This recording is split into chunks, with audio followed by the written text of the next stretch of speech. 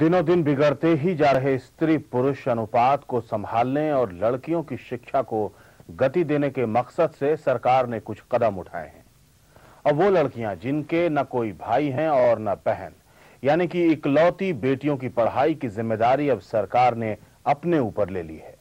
माना जा रहा है कि इससे नारी सशक्तिकरण को एक नई दिशा मिलेगी। एक रिपोर्ट। बेटे की लालसा हमेशा से ही समाज में दिखती रही है और यही वजह बनती है लड़कियों के साथ होने वाले सौतेले व्यवहार की। 21वीं सदी में एक तरफ तो कल्पना चावला, किरण बेदी और सानिया मिर्जा जैसी महिलाओं के नाम से देश का गौरव बढ़ता है, वहीं कितनी ही लड़कियों को जीवन के मूल अधिकार से भी वंचित कर दिया जाता है। लड़के के मुकाबले लड़कियों की संख्या में आई गिरावट को देखते हुए अब भारत सरकार ने इस दृष्टि में कुछ ठोस कदम उठाए हैं।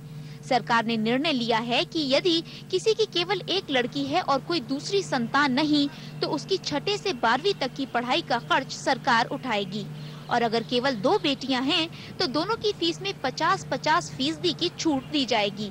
साथ ही ऐसी लड़कियों को उच्च शिक्षा में छात्रवृत्ति दी जाएगी और मेडिकल और इंजीनियरिंग की पढ़ाई में भी इनके लिए आर्थिक सहायता का प्रावधान रखा गया है। हालांकि महिलाओं के हित में काम कर रहे लोगों को अफसोस है कि ये निर्णय केवल CBSE से मान्यता प्राप्त स्कूलों पर ही लागू होगा और राज्य सरकारों के स्तर पर कोई पहल नहीं हुई है। लेकिन फिर भी खुशी इस बात की है कि शुरुआत तो हुई। देखिए, बालिका की शिक्षा फ्री में हो ये तो हम लोग सब चाहते हैं और हमें लग रहा है कि ये कदम बहुत अच्छा है कि शिक्षा फ्री में की जाए। लेकिन ये कौन सा डिस्क्रिमिनेशन है कि एक लड़की की शिक्षा तो फ्री और दूसरी लड़की को की शिक्षा के लिए सरकार की कोई जिम्मेदारी नहीं होगी। या तो फिर नियम इस तरह का बन जाए कि बच्चा एक ही हो और जो भी एक ही अगर संतान लड़की है तो उसकी शिक्षा की जिम्मेदारी सरकार ले लेगी।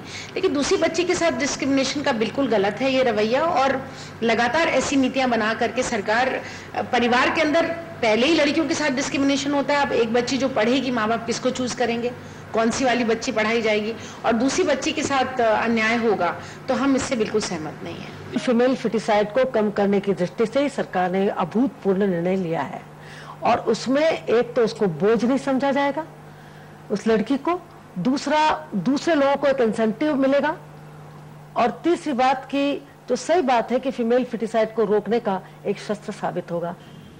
महिलाओं के प्रति पुरुष प्रधान समाज का भेदभाव हमेशा से ही जगजाहिर रहा है। देश में पुरुष साक्षरता की तुलना में 54% महिलाएं ही साक्षर हैं। उच्च शिक्षा की बात करें तो 60% पुरुषों के मुकाबले केवल 40% महिलाएं ही इस श्रेणी में आती हैं। नौकरियों में भी 75% पुरुषों के मुकाबले केवल 25% महिलाएं हैं। एक अध्ययन के अनुसार हमारे कुल वर्कफोर्स में महिलाओं का अनुपात 5% है और उच्च पदों तक भी सिर्फ 3% औरतें ही पहुंच पाती हैं। दूसरी ओर तमाम नियम कानूनों के बावजूद महिलाओं के प्रति अत्याचार और भेदभाव का सिलसिला जारी है। कन्या भ्रूण हत्या की वजह से स्त्री पुरुष अनुपात बेहद बिगड़ गया है। वर्ष 2001 की जनगणना के अनुसार देश में प्रति 1000 पुरुषों पर औसतन 933 महिलाएं हैं। देश के कुछ राज्य तो ऐसे हैं जहां प्रति 1000 पुरुषों पर केवल 850 ही महिलाएं हैं। हालांकि वर्षों से यही माना जाता रहा है कि कन्या भ्रूण हत्या अशिक्षित और पिछड़े समाज की देन है, लेकिन हाल ही में एक गैर सरकारी संगठन द्वारा दिल्ली में कुछ पॉश इलाकों में किए गए सर्वे के अनुसार वहां 5 साल तक की आयु के 1000 लड़कों में केवल 762 लड़कियां हैं। ऐसे में जानकार मानते हैं कि सरकार के इस निर्णय भर से कन्या भ्रूण हत्या पर पूरी तरह से लगाम नहीं कसी जा सकती।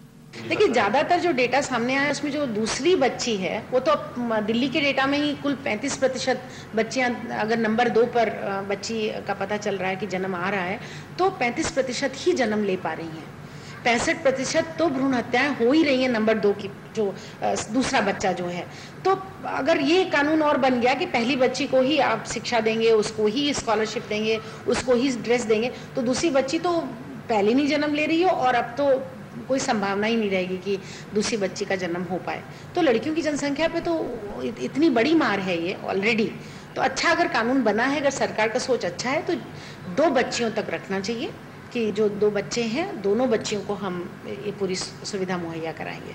When you talk of equality, when you talk of women's reservation, when you talk of equality in every which way, then you should provide a level playing field. In that case, providing special benefits to girl students doesn't make any sense whatsoever. Step तो अच्छा है पर मालूम नहीं कि कितने लोग अपने लड़कियों को एजुकेट करना चाहते हैं। I think education is not the only question. क्या गवर्नमेंट ये कह सकती है कि okay we are ready to provide them the dowry which they are going to pay? I think that would be it. कन्या भ्रूण हत्या के कई कारण हैं, पर दहेज प्रथा सबसे बड़ी वजह। इसी को ध्यान में रखते हुए विभिन्न राज्यों में कई नीतियां अपनाई गई हैं। आंध्र प्रदेश में इकलौती लड़की को 20 साल की उम्र में 1 लाख रुपए देने की योजना शुरू की गई है। हरियाणा में भी इकलौती लड़कियों को प्रोत्साहन देने की योजनाएं बन रही हैं।